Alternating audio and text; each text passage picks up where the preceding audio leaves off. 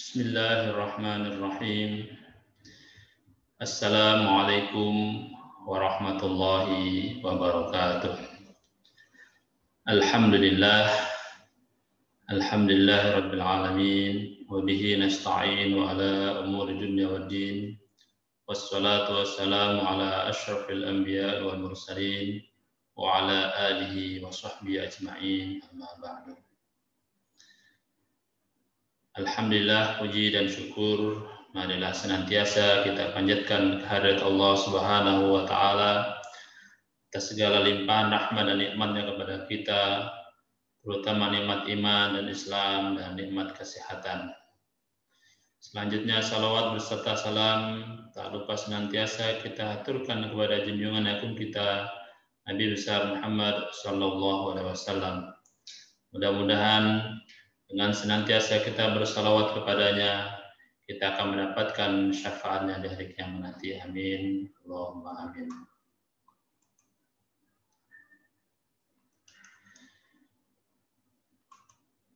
Sahabat studi keislaman yang berbahagia, pada kajian kita kali ini kita akan membahas tentang sejarah Islam pada masa pertengahan, modern, dan sejarah Islam di Indonesia. Sejarah perjalanan dan perkembangan agama Islam telah melalui suatu proses yang cukup panjang yang secara global terbagi ke dalam 3 fase atau periode, yaitu periode klasik, periode pertengahan, dan periode modern. Periode klasik dimulai sejak Rasulullah SAW menyampaikan seruan dakwah Islam sampai masa runtuhnya dinasti Abbasiyah pada tahun 1256 Masehi. Pada periode ini, umat Islam pernah mencapai prestasi puncak di bidang politik, ilmu pengetahuan, dan kebudayaan. Sehingga pada periode ini disebut sebagai masa kemajuan dan keemasan Islam. Selanjutnya, periode yang kedua adalah periode pertengahan yang berlangsung mulai tahun 1250 sampai 1800 Masehi. Di mana periode pertengahan ini dimulai dari sejarah runtuhnya dinasti Abbasiyah sampai abad ke-17 Masehi. Ciri-cirinya adalah kekuasaan politik yang terpecah-pecah dan saling bermusuhan pada waktu itu. Seperti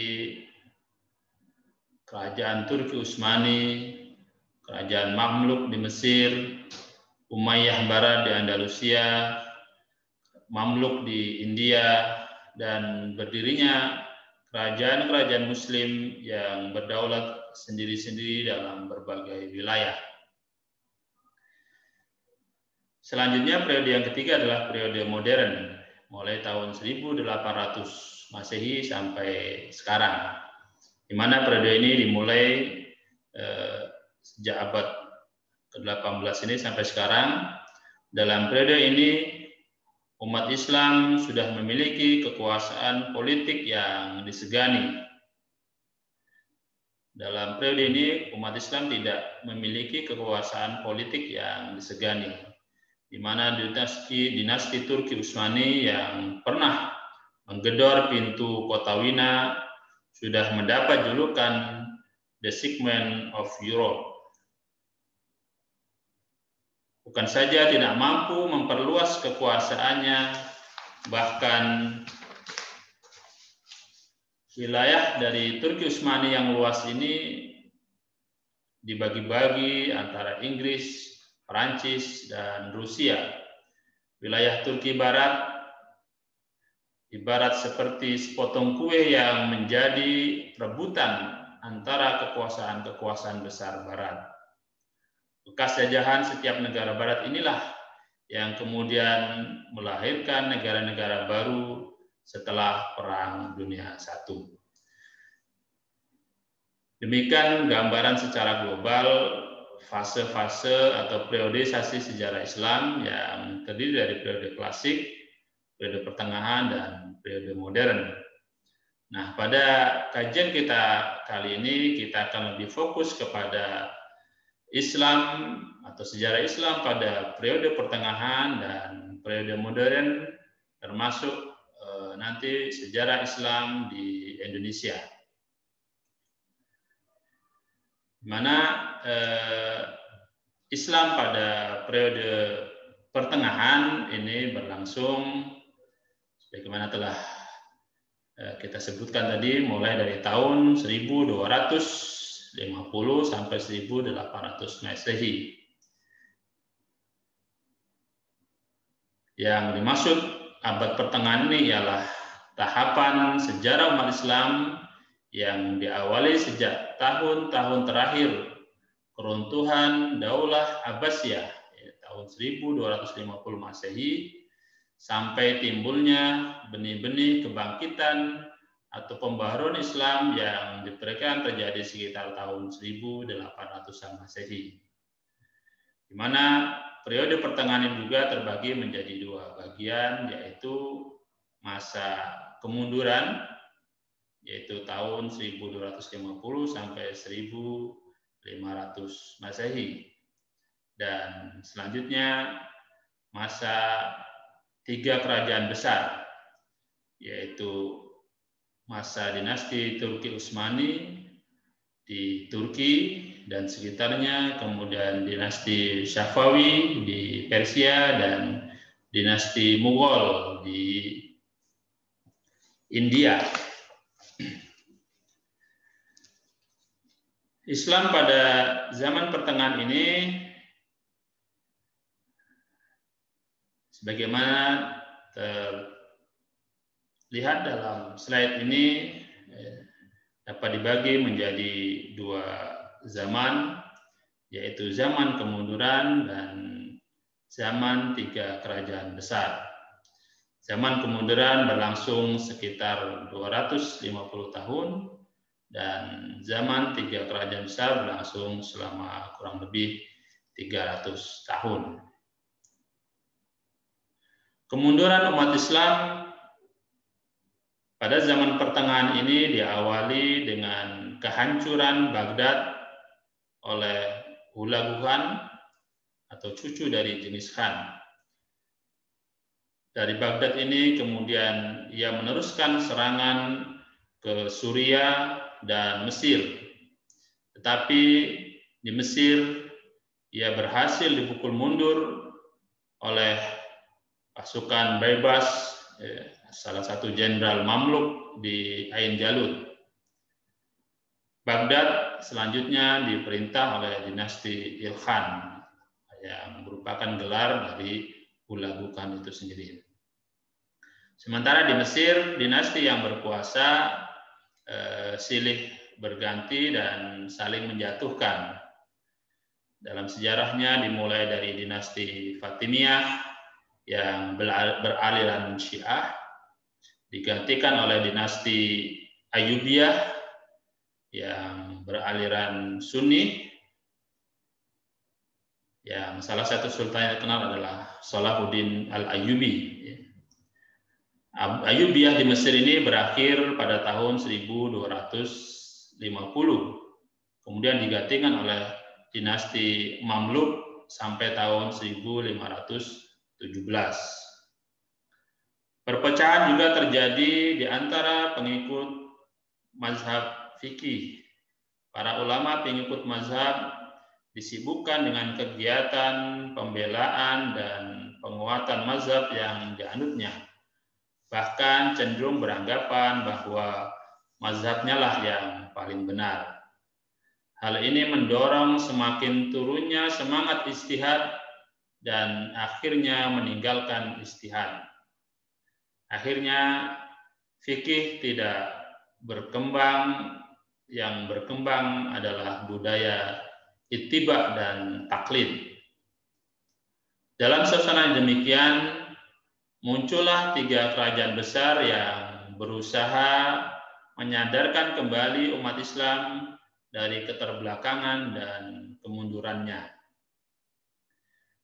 Fase 3 kerajaan besar berlangsung selama kurang lebih 300 tahun, mulai dari 1500 sampai 1800 Masehi, di mana 3 kerajaan besar dimaksud adalah Kerajaan Turki Utsmani atau dinasti Turki Utsmani di Turki antara tahun 1290 sampai 1924. Kemudian Kerajaan Safawi di Persia yang berkuasa dalam rentang waktu 1501 sampai 1736, dan Kerajaan Mughal di India yang berkuasa pada tahun 1226 sampai 1858 Masehi. Di masa kemajuan, ketiga kerajaan besar tersebut mempunyai kerajaan masing-masing, terutama dalam bentuk di literatur dan arsitek. Masjid-masjid dan gedung-gedung indah yang didirikan di zaman ini masih dapat dilihat sampai saat ini, seperti di Istanbul, di Tibris, Isfahan, serta kota-kota lain di India dan Delhi. Kemajuan umat Islam di zaman ini lebih banyak merupakan kemajuan di zaman periode klasik. Namun secara global bisa kita tampilkan beberapa kemajuan, terutama yang bisa dicapai pada periode pertengahan dalam bidang ilmu pengetahuan, misalnya di wilayah India, di mana kerajaan Mughal telah mendirikan masjid dan madrasah dengan materi yang diajarkan seperti ilmu tafsir, ilmu hadis, ilmu fikih, dan lain-lain. Kemudian madrasah di Mughal juga mengajarkan ilmu pengetahuan umum seperti logika, filsafat, geometri, geografi, sejarah, politik, dan matematika. Pada tahun 1641 Masehi, perpustakaan di Agra telah memiliki kurang lebih 24.000 judul buku dalam berbagai disiplin ilmu. Kemajuan lainnya adalah sekelompok ulama telah menyusun sebuah kitab berjudul Al-Fatawa Al-Hindiyah atas permintaan Sultan Al-Muzaffar Muhyiddin Aurangzeb atau Alamgir, sehingga kitab ini dikenal dengan sebutan Fatawa Alamgariyah.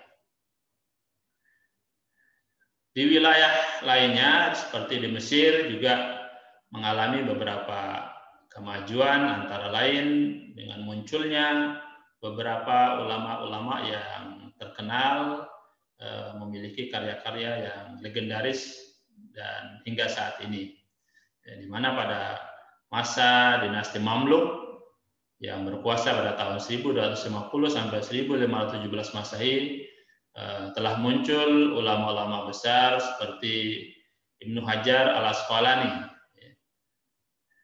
yang menyusun kitab. Hasil karyanya antara lain adalah kitab Fathul Bari, merupakan kitab syarah dari Sahih Al-Bukhari, kemudian kitab Bulughul Maram min Adillah Al-Ahkam yang sangat terkenal dan masih digunakan sampai saat ini. Kedua-duanya merupakan kitab hadis.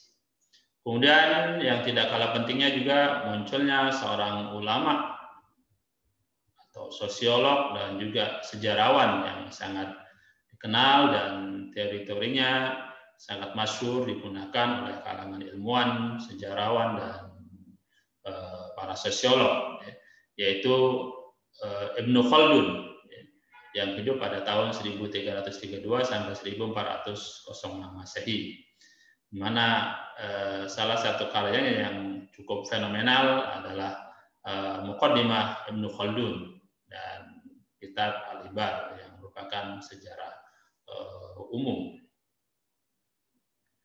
Sementara itu di Turki Utsmani sendiri misalnya kemajuan yang dicapai adalah pertama di bidang kemiliteran dan pemerintahan, di mana untuk pertama kalinya kerajaan Utsmani mulai mengorganisasi taktik, strategi tempur, dan kekuatan militer dengan baik dan teratur.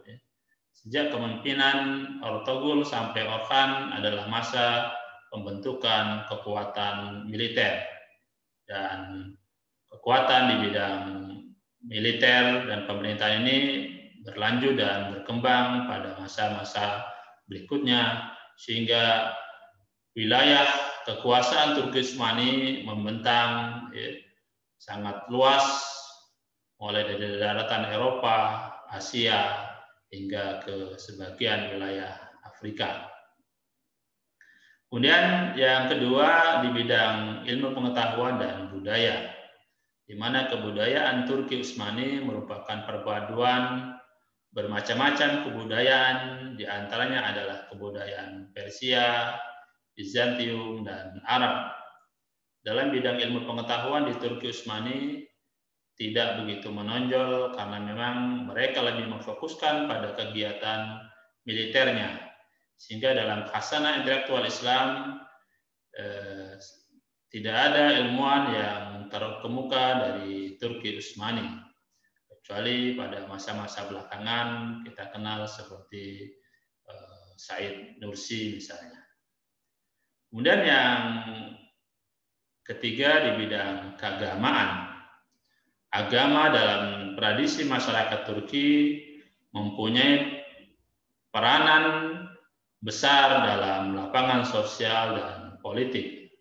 Para mufti menjadi pejabat tertinggi dalam urusan agama, dan beliau mempunyai wewenang dalam memberi fatwa resmi terhadap problem keagamaan yang terjadi dalam masyarakat.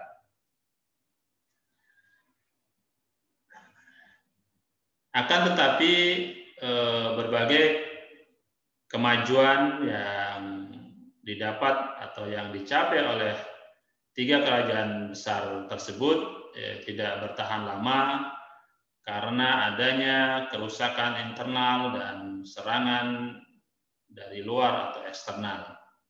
Akhirnya satu demi satu berjatuhan digantikan oleh kekuatan lain. Kerajaan Utsmani digantikan oleh Republik Turki pada tahun 1924. Sementara kerajaan Safawi di Persia diganti oleh dinasti Qajar. Dan demikian juga kerajaan Mughal di India diganti oleh penjajah Inggris. Akhirnya usaha ketiga kerajaan besar ini untuk memajukan umat Islam tidak begitu berhasil, dan umat Islam memasuki fase kemunduran kedua. Akhirnya India mulai jatuh pada tahun 1857 dijajah oleh Inggris sampai tahun 1947, dan Mesir dikuasai oleh Napoleon dari Prancis pada tahun 1798.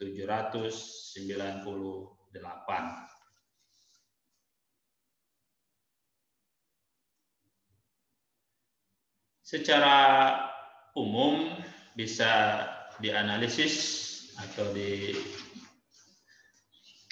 dicantumkan beberapa penyebab kemunduran yang terjadi pada periode pertengahan ini adalah yang pertama, karena tidak bisa menjaga atau tidak mampu menjaga dengan baik wilayah kekuasaan yang luas, ya, seperti yang dialami oleh Turki Utsmani, dan juga masuknya penjajah-penjajah dari Barat yang memiliki teknologi yang lebih canggih dan sebagainya, yang menyebabkan kerajaan-kerajaan Islam tersebut tidak mampu bertahan atau mempertahankan wilayahnya yang sangat luas, sehingga hanya terpaku pada wilayah yang kecil yang inti dari pusat kekuasaan kerajaan Turki Utsmani. Sementara di sekitarnya sudah diambil alih oleh para penjajah dari Barat. Kemudian yang kedua adalah karena faktor penduduknya sangat heterogen, sehingga mengalami kendala dalam penyatuan. Ada unsur Persia, Turki, Arab, dan sebagainya yang semuanya saling berebut pengaruh dan menonjolkan egoisme masing-masing, sehingga akan sulit terjadi penyatuan kekuasaan yang bisa berdiri kokoh untuk mengayomi seluruh wilayah umat Islam, sehingga muncul fase-fase atau masa disintegrasi, perpecahan di berbagai kalangan, karena masing-masing mempertahankan kekuasaannya berdasarkan ras atau golongan masing-masing. Kemudian yang ketiga adalah karena faktor lemahnya pemimpin yang berkuasa. Artinya banyaknya pemimpin-pemimpin yang tidak memiliki kapabilitas, kemampuan untuk mengkoordinir, menyatukan berbagai elemen-elemen yang heterogen tadi, sehingga mudah terjadi perpecahan, sehingga jatuh bangun pemimpin yang berganti karena tidak memiliki posisi yang kuat. Yang keempat adalah karena faktor krisis ekonomi. Yang kelima yang tidak kalah pentingnya, penyebab kemunduran pada periode pertengahan adalah dekadensi moral yang tidak terkendali, baik di kalangan pemerintah, para anggota kerajaan, dan juga di masyarakat yang sudah terjadi dekadensi moral, sehingga tidak memiliki semangat juang, semangat jihad yang untuk mendirikan, memperkuat berdirinya kerajaan Islam yang kokoh. Kemudian yang keenam adalah apatis dan stagnasi dalam dunia iptek. Artinya umat Islam pada waktu itu lebih mengedepankan taklid atau mengikut saja terhadap apa yang sudah dirumuskan, dihasilkan oleh para pendahulu mereka. Dan mereka menganggap bahwa pintu ijtihad telah tertutup, sehingga kemajuan di bidang ilmu pengetahuan, teknologi, dan sebagainya tidak mengalami kemajuan yang berarti, bahkan mengalami kemunduran. Sementara yang terakhir adalah karena konflik antar kerajaan Islam itu sendiri.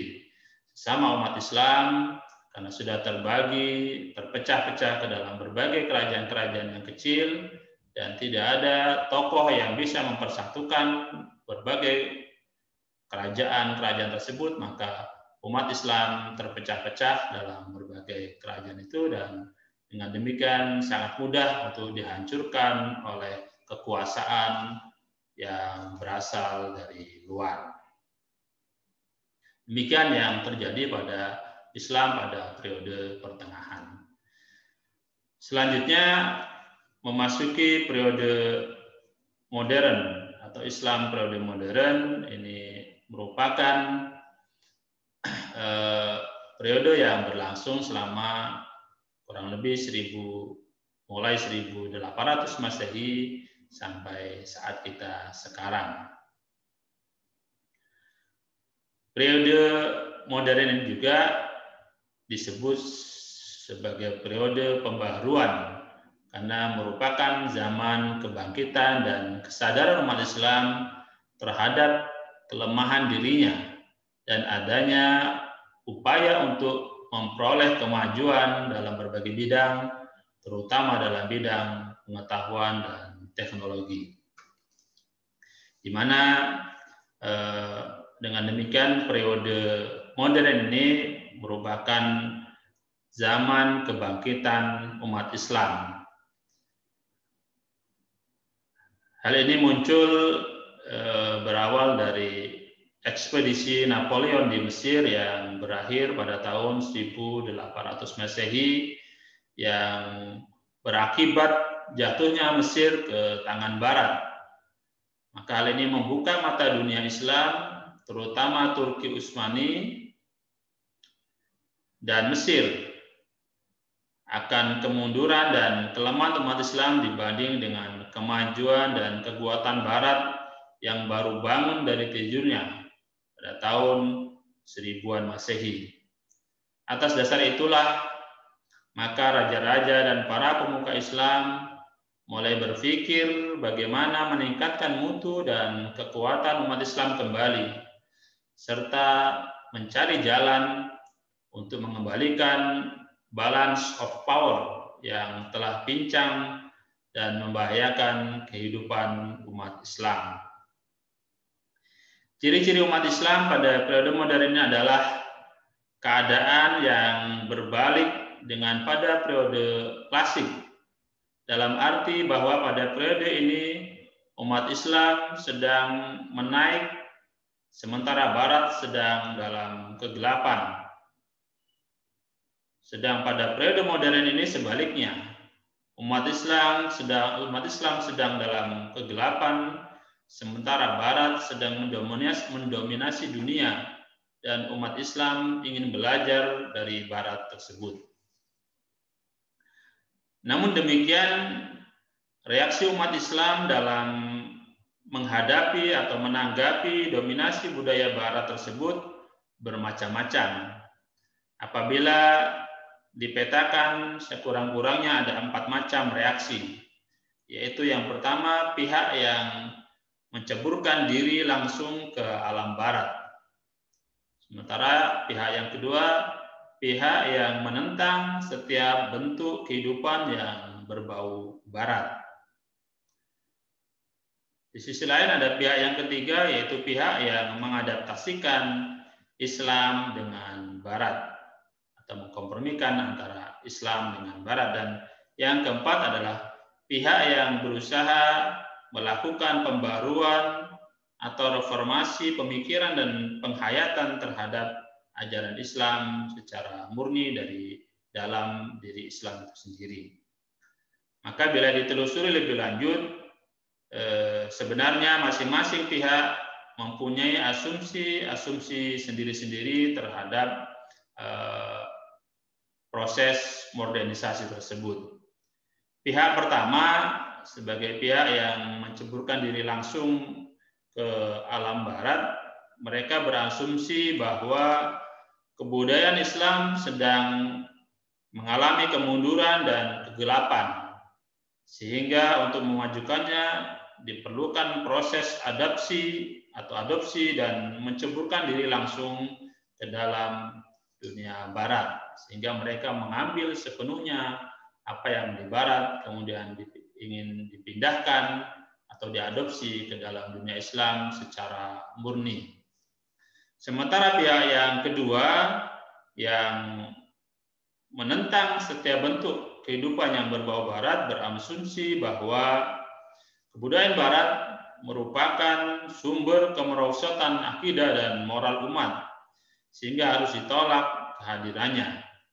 Maka dua kelompok ini merupakan dua kelompok yang saling bertentangan secara diametral.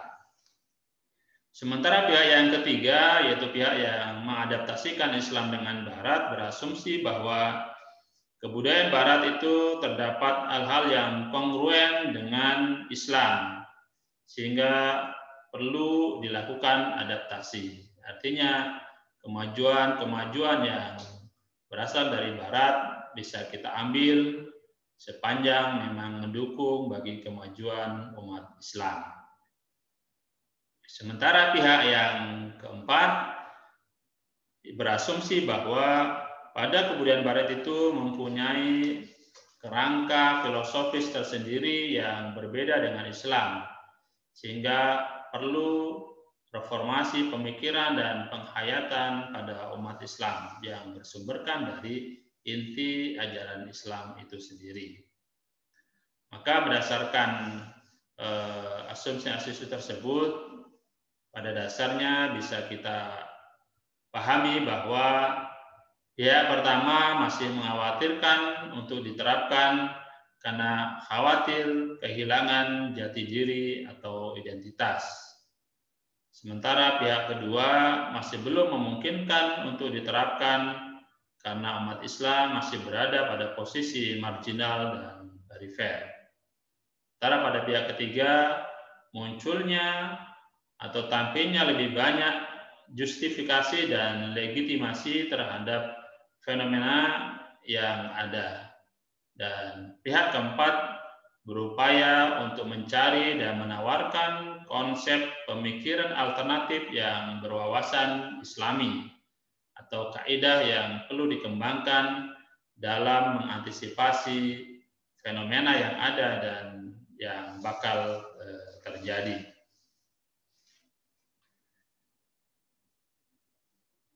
Dengan adanya berbagai asumsi dan sikap terhadap upaya modernisasi umat Islam tersebut, dalam hal ini gerakan pembaharuan telah dilakukan oleh para tokoh-tokoh pembaharu baik di Turki maupun di Mesir dan juga bahkan di India.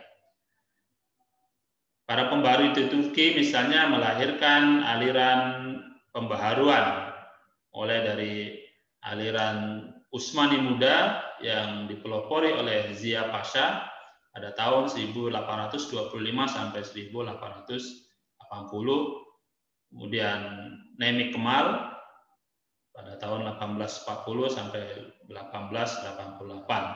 Kemudian kelompok Turki muda yang dimotori oleh Ahmed Reza, Mehmet Murad, dan Shahabuddin.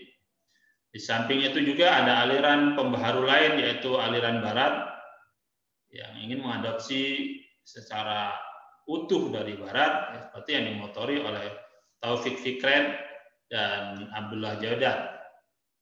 Sementara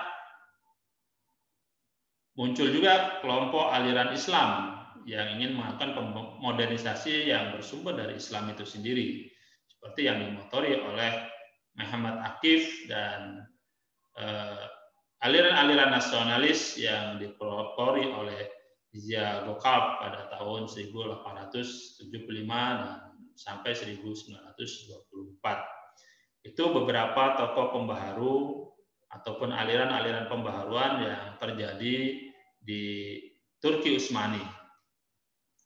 Mulai pada masa Turki Utsmani masih berkuasa sampai pada menjelang runtuhnya dinasti Turki Utsmani dan nanti berganti kepada Republik Turki.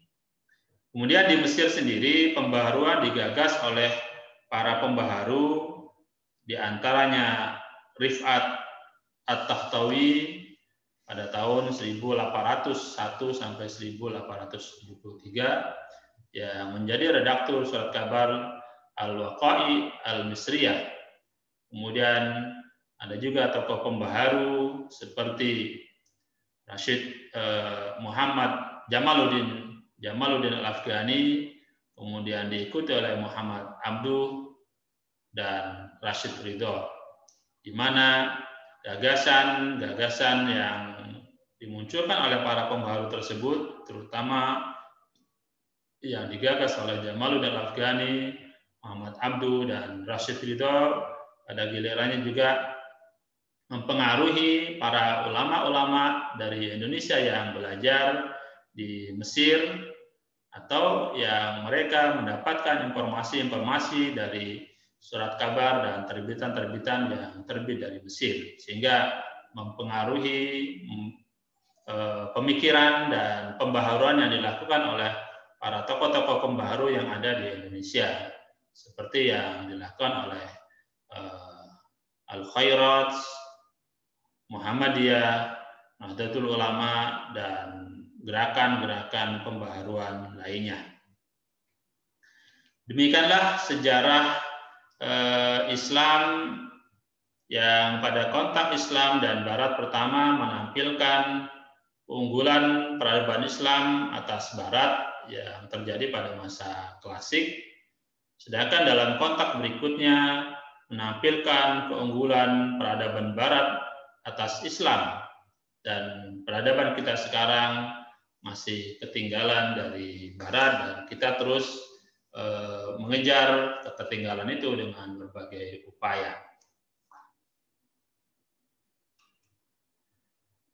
Sahabat studi keislaman yang berbahagia, pada bagian ketiga dari kajian kita hari ini adalah tentang sejarah Islam di Indonesia atau di Nusantara, yang terutama terkait dengan teori masuknya Islam ke Nusantara, khususnya ke Indonesia, kemudian strategi penyebaran Islam dan tokoh utama penyebar Islam di Nusantara pada waktu itu atau sekarang di Indonesia, di mana yang pertama terkait dengan proses masuk dan berkembangnya Islam di Indonesia, terdapat teori, paling tidak ada 3 teori. Ada teori Gujarat atau teori India, teori Mekah atau teori Arab, dan teori Persia atau Persia. Di mana teori ini, teori masuknya Islam ke Nusantara ini berdasarkan tempat asal muasal di bawahnya ajaran Islam itu sendiri. Kita mulai dari yang pertama adalah teori Mekah atau teori Arab. Teori ini menyatakan bahwa Islam dibawa dan disebarkan ke Nusantara langsung dari Arab pada abad ke-7 atau ke-8 Masehi. Artinya pada awal-awal Islam, saat kerajaan Sriwijaya mengembangkan kekuasaannya. Tokoh-tokoh teori ini adalah Crawford, Keijer, Neiman, De Hollander, Hashmi, Hamka, Al-Attas, Jaja Diningrat, dan Mukti Ali. Itulah beberapa tokoh baik dari luar maupun dari kalangan ulama Indonesia sendiri. Bukti-bukti sejarah teori ini sangat kuat, di mana pada abad ke-7 atau 8 Masehi, Selat Malaka sudah ramai dilintasi para pedagang Muslim dalam pelayaran dagang mereka ke negeri-negeri Asia Tenggara dan Asia Timur. Berdasarkan berita Cina zaman Tang pada abad tersebut, masyarakat Muslim sudah ada di Kanfu atau di Kanton dan Sumatera. Ada yang berpendapat mereka adalah utusan-utusan Bani Umayyah yang bertujuan penjajakan perdagangan. Demikian juga Buya Hamka yang berpendapat bahwa Islam masuk ke Indonesia tahun 674 Masehi. Berdasarkan catatan Tiongkok, saat itu datang seorang utusan Raja Arab bernama Taceh atau Tasih, kemungkinan Muawiyah bin Abi Sufyan, ke kerajaan Holing atau Kalingga di Jawa yang diperintah oleh Ratu Sima. Tasih juga ditemukan dari berita Jepang yang ditulis tahun 748 Masehi, di mana diceritakan pada masa itu terdapat kapal-kapal Pose dan Tasih Kuo. Menurut Rose de Meglio, istilah Pose menunjukkan jenis bahasa Melayu, sedangkan Tasih hanya menunjukkan orang-orang Arab dan Persia, bukan Muslim India. Junaid Arinduri kemudian memperkuat lagi bahwa pada tahun 670 Masehi di Barus, Tapanuli, ditemukan sebuah makam bertuliskan Hamim. Semua fakta tersebut tidaklah mengherankan mengingat pada abad ke-7 Asia Tenggara memang merupakan lalu lintas perdagangan dan interaksi politik antara tiga kekuatan atau tiga kekuasaan besar, yaitu Cina di bawah dinasti Tang yang berkuasa pada tahun 618 sampai 907 Masehi, kemudian Kerajaan Sriwijaya yang berkuasa pada abad ke-7 sampai ke-14 Masehi, dan dinasti Umayyah di Arab yang berkuasa pada tahun 660 sampai 749. Dari urian di atas dapat dipastikan bahwa bangsa Arab berperan penting dalam perdagangan dan telah ditemukan bukti-bukti yang menunjukkan bahwa telah terjadi interaksi perdagangan antara Cina, Arab, dan Nusantara, sehingga Islam sudah mulai masuk ke dalam kepulauan Nusantara. Teori yang kedua adalah teori Persia. Berbeda dengan teori sebelumnya, teori Persia lebih menunjukkan pada aspek bahasa yang menunjukkan bahwa Islam telah masuk ke Nusantara dan bahasanya telah diserap. Seperti kata abdas yang dipakai oleh masyarakat Sunda merupakan serapan dari Persia yang artinya wudu. Bukti lain pengaruh bahasa Persia adalah bahasa Arab yang digunakan masyarakat Nusantara, seperti kata-kata yang berakhiran ta marbutoh apabila dalam keadaan wakaf dibaca ha, seperti sholatun dibaca sholat. Namun dalam bahasa Nusantara dibaca sholat, zakat, tobat, dan lain-lain seperti yang terjadi di Persia. Kemudian teori yang ketiga adalah teori Gujarat atau teori India. Teori ini menyatakan bahwa Islam datang ke Nusantara bukan langsung dari Arab, melainkan melalui India pada abad ke-13. Dalam teori ini disebut 5 tempat asal Islam di India, yaitu Gujarat, Cambai, Malabar, Coromandel, dan Bengal. Teori India yang menjelaskan Islam berasal dari Gujarat ini terbukti mempunyai kelemahan-kelemahan. Hal ini dibuktikan oleh Morrison dengan argumennya bahwa meskipun batu-batu nisan yang ditemukan di tempat-tempat di Nusantara boleh jadi berasal dari Gujarat atau Bengal, seperti yang dikatakan Fatimi, itu tidak lantas berarti Islam juga didatangkan dari sana. Morrison mematahkan teori ini dengan menunjuk pada kenyataan bahwa ketika masa Islamisasi Samudra Pasai, yang raja pertamanya wafat tahun 698 Hijriah atau 1297 Masehi, Gujarat masih merupakan kerajaan Hindu. Barulah setahun kemudian Gujarat ditaklukkan oleh kekuatan Muslim. Jika Gujarat adalah pusat Islam, pastilah telah mapan dan berkembang di Gujarat sebelum kematian Malikus Saleh. Dari teori yang dikemukakan oleh Morrison tersebut bahwa Islam Nusantara bukan berasal dari Gujarat, melainkan dibawa para penyebar Muslim dari pantai Coromandel ya pada akhir abad ke-13. Teori yang dikemukakan Morrison kelihatan mendukung pendapat yang dipegang oleh T.W. Arnold, penulis jauh sebelum Morrison, di mana Arnold berpendapat bahwa Islam dibawa ke Nusantara antara lain dari Coromandel dan Malabar. Ia menyokong teori ini dengan merujuk pada persamaan mazhab fikih di antara kedua wilayah tersebut, di mana mayoritas Muslim di Nusantara adalah pengikut mazhab Syafi'i yang juga cukup dominan di wilayah Coromandel dan Malabar.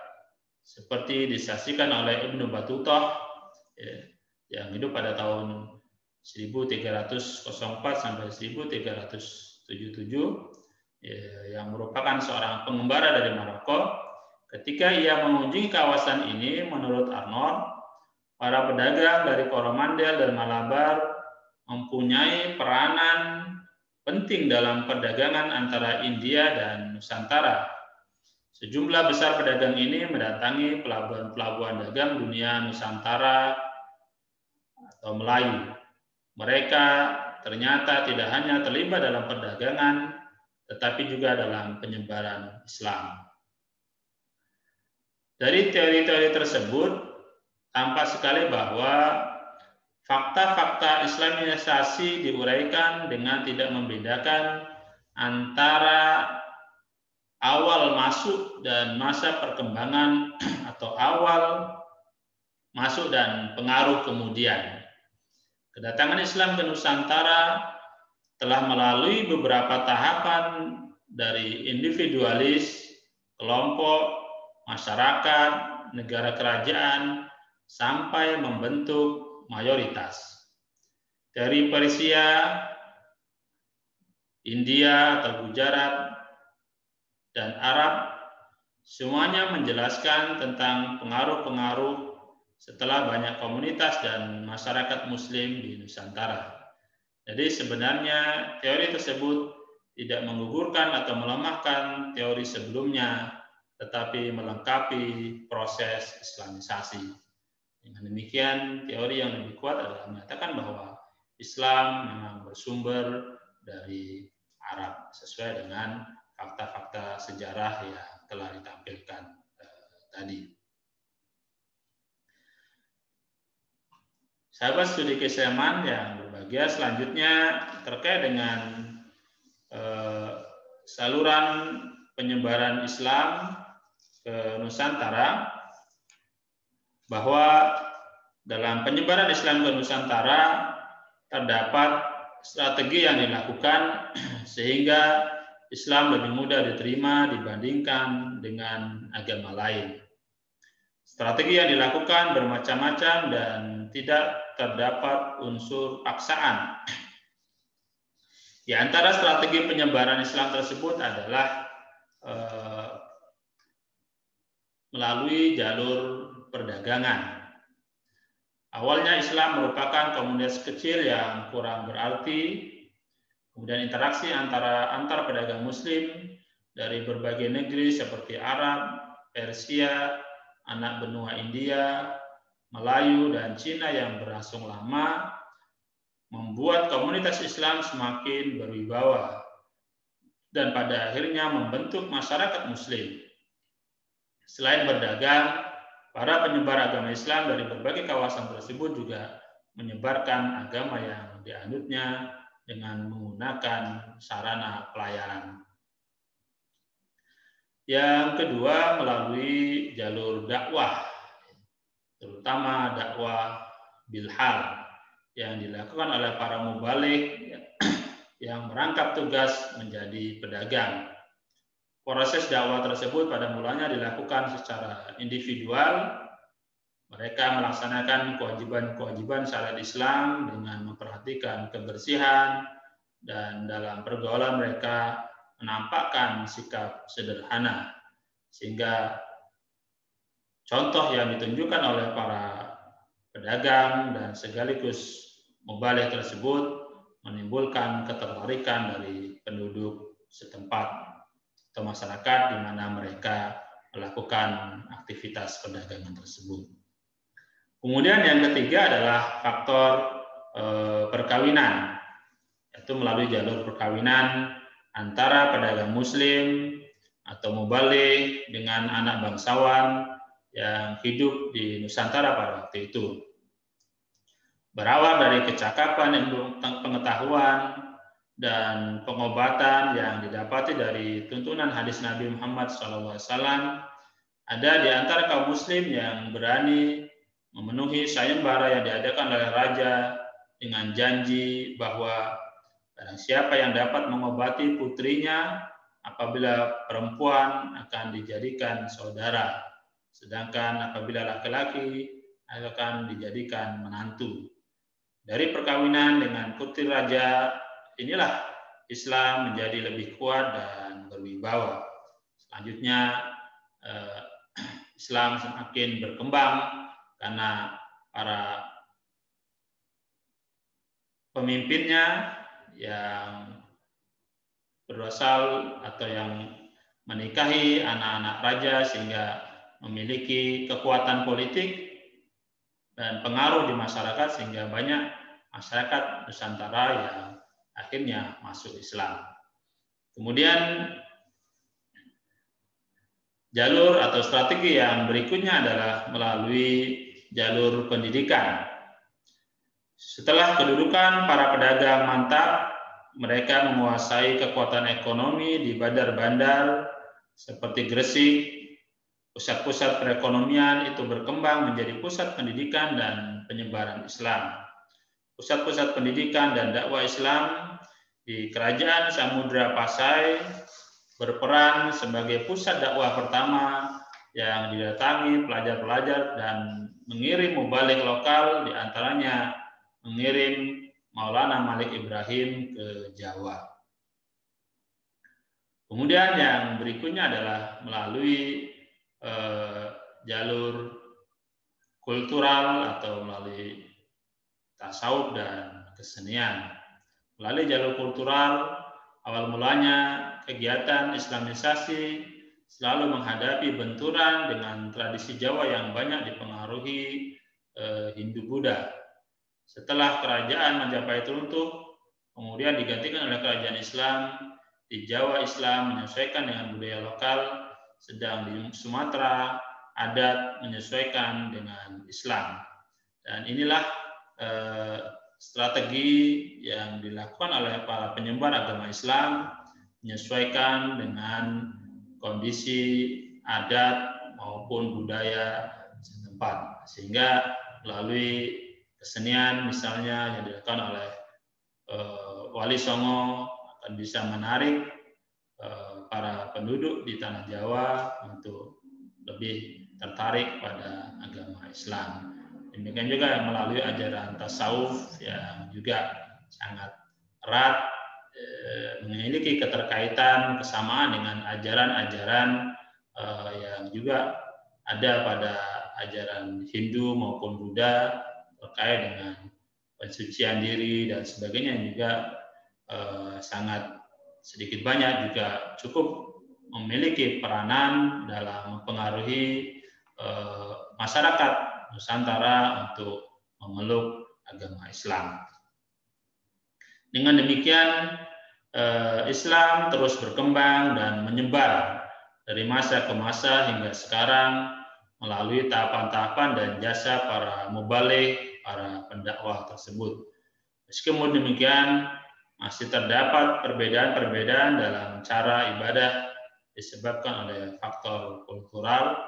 Maka apa yang harus dilakukan oleh para penerus bangsa Indonesia untuk menyatukan pemahaman tentang Islam tersebut? Adapun tokoh-tokoh penyebar Islam di Nusantara adalah selain para pedagang yang juga merangkap sebagai mubaligh dan pendakwah, dan juga para ulama yang juga berperan aktif dalam melakukan penyebaran Islam di Nusantara. Dan tidak kalah pentingnya adalah para raja-raja Muslim yang berkuasa di wilayah kerajaan di seputar Nusantara ini juga memiliki peran yang sangat dominan dalam penyebaran Islam di wilayah Nusantara. Untuk di Pulau Jawa, para ulama penyebar Islam tergabung dalam apa yang disebut dengan Wali Songo atau 9 wali yang terdiri atas Maulana Malik Ibrahim atau Sunan Gresik, Raden Rahmat atau Sunan Ampel, Maulana Makdum Ibrahim atau Sunan Bonang, kemudian Raden Syahid atau dikenal dengan Sunan Kalijaga, Syarif Hidayatullah atau Sunan Gunung Jati, kemudian Raden Qasim atau disebut dengan Sunan Derajat, Raden Paku yang dikenal dengan Sunan Giri, Ja'far Shadiq yang dikenal dengan Sunan Kudus, dan Raden Umar Said yang dikenal dengan Sunan Muria. Demikian juga di berbagai wilayah lainnya di Sumatera dan di wilayah lainnya juga terdapat tokoh-tokoh penyebar agama Islam yang juga mereka lakukan seperti apa yang dilakukan oleh para penyebar agama Islam di tanah Jawa seperti yang dilakukan oleh Wali Songo. Dengan demikian, berdasarkan uraian di atas dapat kita simpulkan bahwa fase-fase sejarah Islam dari masa ke masa, mulai dari periode klasik, pertengahan, dan modern, sampai sejarah masuk dan berkembangnya Islam di Indonesia, di mana pada setiap periode sejarah Islam yang terdiri dari berbagai dinasti dan kerajaan-kerajaan kecil yang datang silih berganti, secara umum mengalami proses pertumbuhan, perkembangan, kemajuan, kemunduran, dan kehancuran. Yang semuanya itu datang silih berganti, sehingga sesuai dengan apa yang disebutkan di dalam ayat wa tilkal ayyamu nudawwiluha bainan nas, bahwa demikianlah ya, semuanya itu dipergilirkan di antara manusia, ada kalanya mengalami kemajuan, kemudian berkembang, dan selanjutnya mengalami kemunduran dan kehancuran. Itulah sunatullah, agar sejarah tersebut bisa dijadikan sebagai pelajaran bagi umat-umat yang hidup di masa belakangan, agar bisa mengambil iktibar bagaimana kemajuan-kemajuan yang pernah dicapai oleh umat Islam pada masa-masa klasik, dan bagaimana kemunduran umat Islam yang kemudian menimpanya, dialaminya pada masa pertengahan, dan pada masa modern umat Islam bercoba untuk bangkit kembali untuk menggapai kemajuan-kemajuan yang pernah dicapai pada masa klasik, yang dalam arti bukan semata-mata romantisme mengingat kemajuan yang pernah terjadi, tapi kita berusaha untuk mencapai kemajuan tersebut dengan mencukupi ketentuan-ketentuan untuk mendapatkan kemajuan-kemajuan tersebut. Selanjutnya, bahwa ajaran Islam yang meliputi akidah, akhlak, dan syariat, serta menghargai perbedaan suku, ras, dan golongan yang tidak mengenal kasta, hal itu semua mudah dimengerti dan mudah dipahami sehingga mudah diterima oleh masyarakat di berbagai negeri, termasuk di Nusantara pada saat itu. Dalam hal ini Islam masuk ke berbagai negeri, termasuk sampai ke Indonesia dengan jalan damai, sesuai dengan misi Islam sebagai agama rahmatan lil alamin. Demikian sekilas uraian tentang sejarah Islam pada periode pertengahan, modern, dan Islam di Indonesia. Mudah-mudahan kita semua bisa mengambil manfaat dan iktibar. Lebih dan kurangnya mohon maaf. Kita tutup dengan doa kafaratul majelis. Subhanakallahumma wa bihamdika asyhadu an la ilaha illa anta astaghfiruka wa atubu ilaik. Sekian, wassalamualaikum warahmatullahi wabarakatuh.